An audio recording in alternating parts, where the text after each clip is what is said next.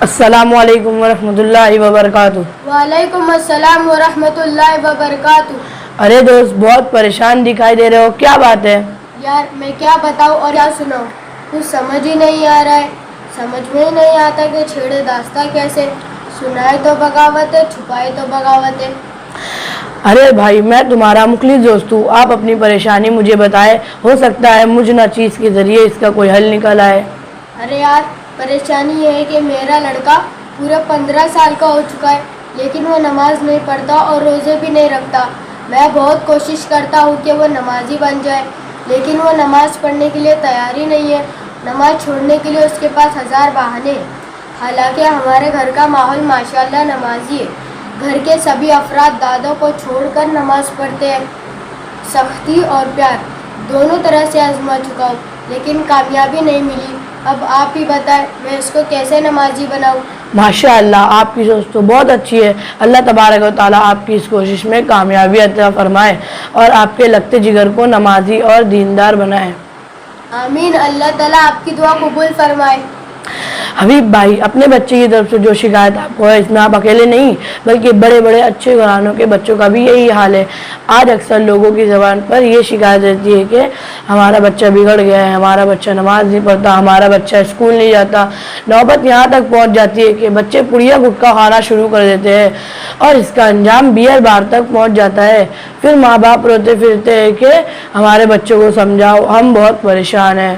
शकील भाई, आपसे इसी का हल तो मालूम करना है कि हमारा बच्चा कैसे नमाजी बने, वो कैसे दीनदार बने।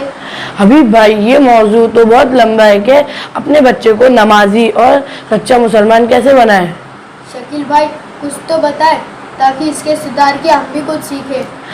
हबीब भाई, इन बातों में हबीब भाई अपने बच्चे को नमाजी और नेक बनाने के लिए चंद बातों पर अमल करना ज़रूरी है।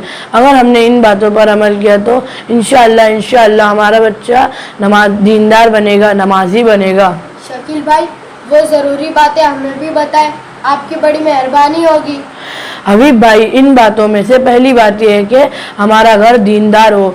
भाई, ये बात तो हर शख्स तस्लीम करता है कि बच्चा अपने बड़ों के नक्शे कदम पर चलता है और माँ जब नमाज पढ़ती है तो बच्चा भी मुसल्ले पर सजदा करता है। शकील भाई, आपकी ये बात बिल्कुल दुरुस्त है। और हदीस में भी ये बात आती है कि हर बच्चा नेक फितरत पर पैदा होता है, फिर वो अपने माँ बाप की वजह से यहूदी या नसरानी हो जाता है। शकील भाई, आपकी ये बात 100% सही है। और दूसरी बात ये है कि हमारे पास पड़ोस का माहौल दीनदार हो। चूँकि बच्चे अपने घर से निकलकर मोहल्ले और पड़ोस के बच्चों में खेलेगा, और अगर हमारा मोहल्ला और पड़ोसी दीनी है तो इसके असर लेकर आएगा, और अगर हमारे मोहल्ले और पड़ोसी बेदीनी है तो इसके असर इसमें ज़रूर आएंगे। शकील भाई, आपने तो बड़े तजुर्बे की बात कही है। अब देखें, हमारे शहर में एक मोहल्ला है जिसका नाम जुम्मन नगर है। इस मोहल्ले में कोई अच्छा आदमी रहना पसंद ही नहीं करता। और तीसरी चीज़ ये है कि हमारा बच्चे में दीनी तालीम ज़रूरी है। दीनी तालीम ज़रूरी है। अब हम अपने बच्चे की दीनी तालीम का पूरा इंतज़ाम करें और इसके साथ ही साथ अपने बच्चे का जायज़ा भी लेते रहे कि दीनी तालीम के सिलसिले में हमारे बच्चे के क्या हालात है, इस तालीम का इस पर कितना असर हो रहा है। क्या आप ऐसा करेंगे? जी हाँ, हम इस पर अमल करेंगे इंशाअल्लाह। इसी के साथ साथ ये भी ज़रूरी है कि हम हर रोज़ अपने बच्चों को कम से कम आधा घंटा लेकर बैठे और हुजूर पाक सल्लल्लाहु अलैहि वसल्लम की सीरतें सुनाएं, सहाबा इकराम रज़ी अल्लाह ताला अन्हु के वाक़यात बताए, बाहर के बुरे असरात धुलने की कोशिश करें। इंशाअल्लाह इसके बहुत फ़ायदे होगा। जी हाँ, इंशाअल्लाह हम इसकी पूरी कोशिश करेंगे। चौथी और ज़रूरी बात यह है कि पूरे माशरे को इस्लामी बनाने की कोशिश करें। अगर आप इस तरह की कोशिश करेंगे तो इंशाअल्लाह आपकी ये कोशिश बेकार नहीं जाएगी।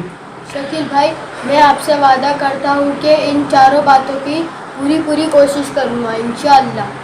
दरअसल बात यह है कि हमने इन चीज़ों पर तवज्जो नहीं दी।